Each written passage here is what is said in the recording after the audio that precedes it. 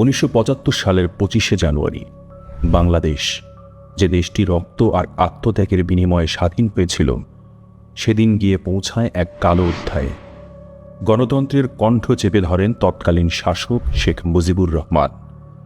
বাকশাল গঠন করে বন্ধ করে দেন মানুষের মত প্রকাশের স্বাধীনতা, বন্ধ করে দেয়া হয় গণমাধ্যম, নিষিদ্ধ করা হয় সব রাজনৈতিক দল, জনগণের সব অধিকারকে পদদলিত করে মাত্র একটি দলের শাসন চালু করেন তিনি। বাকশালের মাধ্যমে শেখ মুজিব বাংলাদেশের স্বাধীনতা সংগ্রামের আদর্শকে ধ্বংস করেন। স্বাধীনতার লক্ষ্য ছিল গণতান্ত্রিক বাংলাদেশ, কিন্তু বাকশাল সেই লক্ষ্যকে ধূলিসাৎ করে দেয়।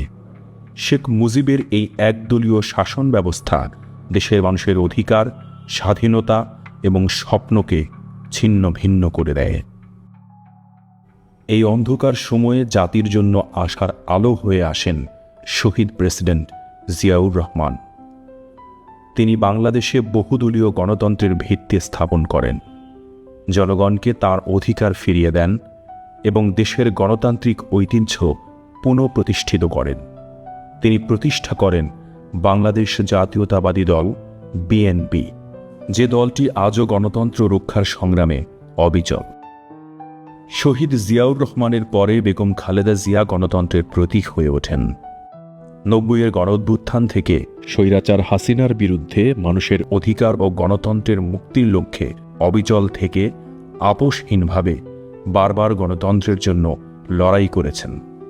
তাদের উত্তরসূরি তারেক রহমান আজ বিএনপির পতাকা নিয়ে এগিয়ে চলেছেন। গণতন্ত্রের জন্য বিএনপি অবিরাম সংগ্রাম করে যাচ্ছে দেশের মানুষের অধিকার পুনরুদ্ধারের জন্য।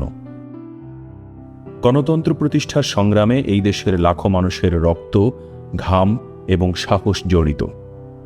বিএনপি সেই সংগ্রামের প্রতিটি ক্ষণকে শ্রদ্ধাভরে স্মরণ করে। এই দেশ গণতন্ত্রের জন্য লড়াই করেছে মানুষের মুক্তির জন্য। 25শে জানুয়ারি গণতন্ত্র হত্যা দিবস। এই দিনটি আমাদের স্মরণ করিয়ে দেয়, গণতন্ত্র রক্ষার লড়াই কখনো থেমে থাকতে পারে না। শহীদ জিয়ার আদর্শে, খালেদা জিয়ার আপোষহীনতায়, তারেক রহমানের দিক নির্দেশনায় আমরা একত্রিত হব, লড়াই করব এবং আমাদের অধিকার পুনরুদ্ধার করব। গণতন্ত্র বাঁচাও, দেশ বাঁচাও।